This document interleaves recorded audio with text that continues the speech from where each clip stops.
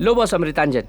अमृतांजन, ये क्यों? शाम हो गई ना, आदमी बोतल लेके बैठ जाएंगे और औरतें टीवी के सामने। वो पीकर टाइट हो जाते हैं, औरतें टीवी देखकर लूज हो जाती हैं। सीरियल स्टार्ट होते ही अगर उसमें कोई झगड़ा करेगा तो उसे देखकर ये लोग झगड़ा करते हैं। ये देखो शुरू हो गई। रिमोट दे मुझे। तेरे बाप ने टीवी लगाया है क्या? जानती है ना मैं रोज सीरियल देखती हूँ, हर बार बताना पड़ेगा टीवी क्या? यहाँ सबके लिए रखा है, सिर्फ तुम्हारे लिए नहीं है। जब मैं नहीं देखती तू तब देखा कर।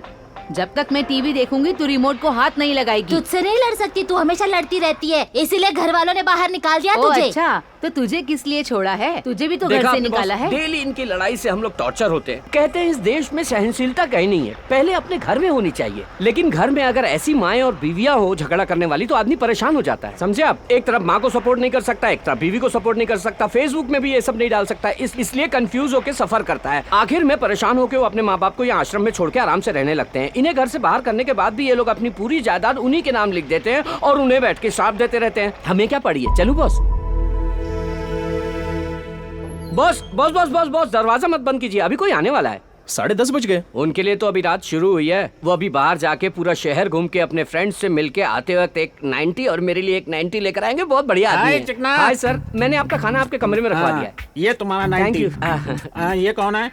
इनका नाम सिद्धार्थ है, ये अभी यहीं रहते हैं। इतनी छोटी उम्र में तुम्हारे परिवार वालों ने आश्रम में भेज दिया? क्या इतनी जल्दी जिंदगी से थक गए हो? I am Mohammad Rafi. Hello. तुम्हें चाहिए क्या ये 90? No thanks. व्हाट्सएप पे एक सॉलिड वीडियो भेजा था, उसे जरूर देख लेना। उसमें कुश्ती है क्या? और नहीं तो क्या। ये चांद सा रोशन चेहरा, जुल्फों रफी का सर, रंग सुनहरा। ये बाकी लोगों जैसे नहीं बॉस, ये बहुत अच्छे हैं। ये किसी के बारे में कभी कोई कंप्लेंट नहीं करते, अपने बेटे को भी नहीं कोसते जिसने इन्हें यहाँ छोड़ दिया है। वो किसी से पैसे नहीं लेते, जो उनके पास है उसी में खुश रहते हैं। गुड नाइट बॉस, अब मेरा दारू पीने का टाइम हो गया है।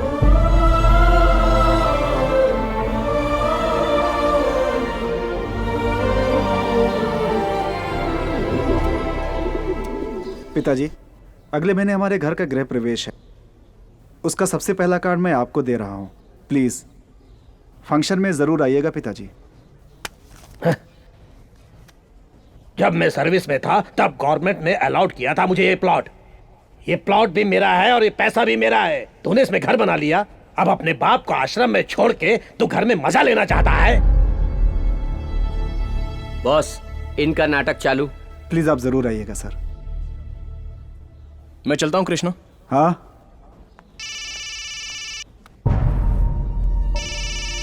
Hello sir.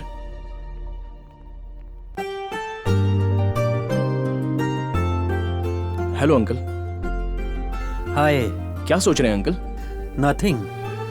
Tell me Siddharth. Uncle, dad ने बहुत कुछ सोच कर रखा था लेकिन वो कंप्लीट नहीं कर पाए, तो उनमें से कुछ मैं पूरा करने की सोच रहा हूँ। मैंने डिसाइड कर लिया है, उसमें सबसे इंपॉर्टेंट है चैरिटीज। इस साल के प्रॉफिट में से 40% चैरिटीज को देने का मैंने डिसाइड किया है। बस एक बार आपको बताकर फंड्स रिलीज करना चाहता हूँ।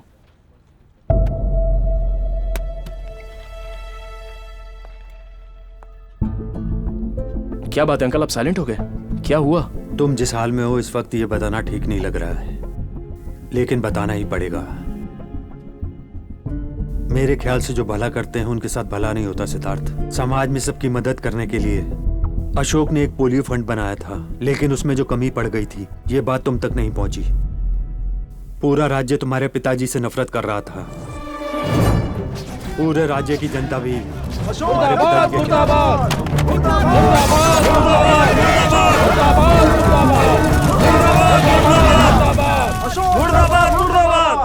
अशोक ने जिस दवाई के लिए फंड दिया था उसमें डेंजरस केमिकल्स थे। उसके कारण बहुत सारे बच्चे बीमार पड़ गए, कुछ बच्चे मर भी गए। पोलियो स्कैम में एक्स हेल्थ मिनिस्टर को जेल हो गई। अशोक को कोर्ट नोटिस भी आया था। ये बताने से पहले ही अशोक वो निर्दोष है ये मैं ही जानता हूं, लेकिन ये साबित करने के लिए हमारे पास सबूत नहीं है, और वो भी नहीं रहा। ये केस कैसा मोड़ लेगा पता नहीं। उसका बेटा होने के नाते सब लोग तुम्हें ही जिम्मेदार ठहराएंगे। मुझे तो लगता है तुम्हें ऑस्ट्रेलिया वापस चला जाना चाहिए। मैं ऐसा बेटा नहीं हूं जो डर कर कहीं छुप जाऊं, और ना ही ये बात मेरे डैड ने मुझे कभी सिखाई है।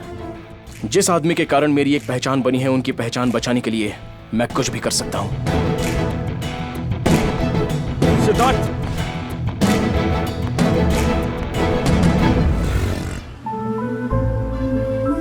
हमें अपने देश के लिए कुछ करना चाहिए। अगर हम किसी की मदद करने निकलेंगे तो हजारों मुसीबतों का सामना करना पड़ेगा। तब हमें अपना रास्ता बदलना चाहिए, लक्ष्य नहीं।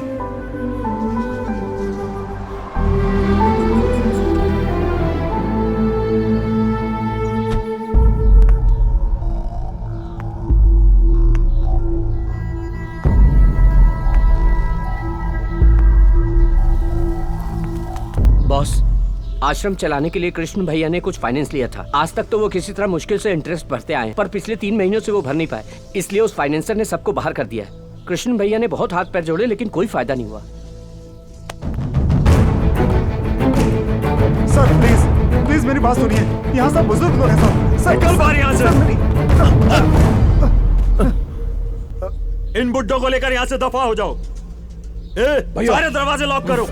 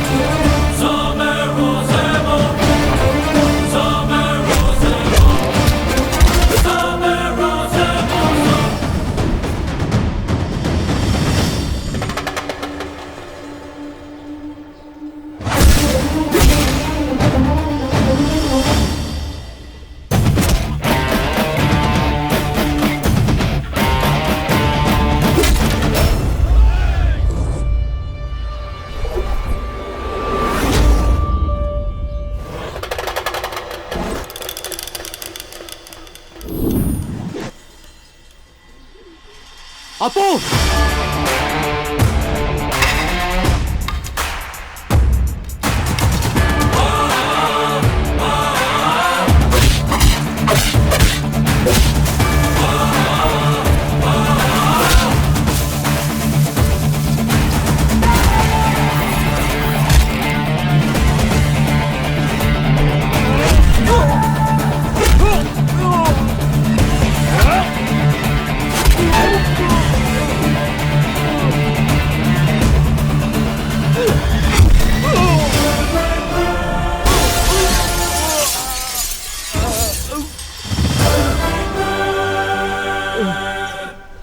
तेरा पैसा मांगना गलत नहीं है, मांगने का तरीका गलत है। ब्लैंक चेक, जितना अमाउंट है और उसका इंटरेस्ट, और तेरा और तेरे आदमियों का हॉस्पिटल का बिल सब मिला के भर दे। आज के बाद इस आश्रम की तरफ आया भी ना।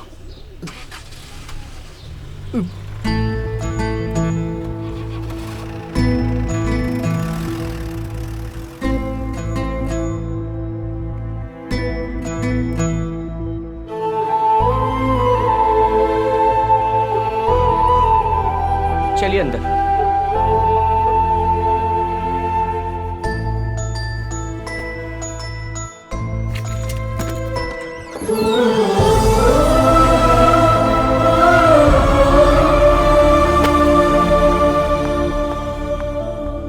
आज तक मैंने कई लोगों को अपने लिए करोड़ों कमाते देखा है, लेकिन आज पहली बार किसी को दूसरों के लिए करोड़ों देते हुए देख रहा हूँ। तभी शायद लोग इन्हें महाराष्ट्र का करोड़पति कहते हैं। इतने सारे प्रॉब्लम्स और आपने मुझे बताया नहीं कृष्णा। क्या सोचा मैं मर चुका हूं? नहीं अप्पू, तुम पहले से ही अपनी परेशानियों में इतने घिरे हुए हो। मैं तुम्हें और परेशान नहीं करना चाहता था। जब वो सब बाहर खड़े थे, उनकी आंखों में वो डर, शर्मिंदगी थी। अगर उन्हें वो बाहर फेंक देते तो कहां जाते वो लोग। एक सेकंड के लिए मुझे अपना आश्रम का अतीत याद आ गया। तभी लगा कि किसी को कष्ट नहीं होना चाहिए, खुश रहना चाहिए, हंसते रहना चाहिए।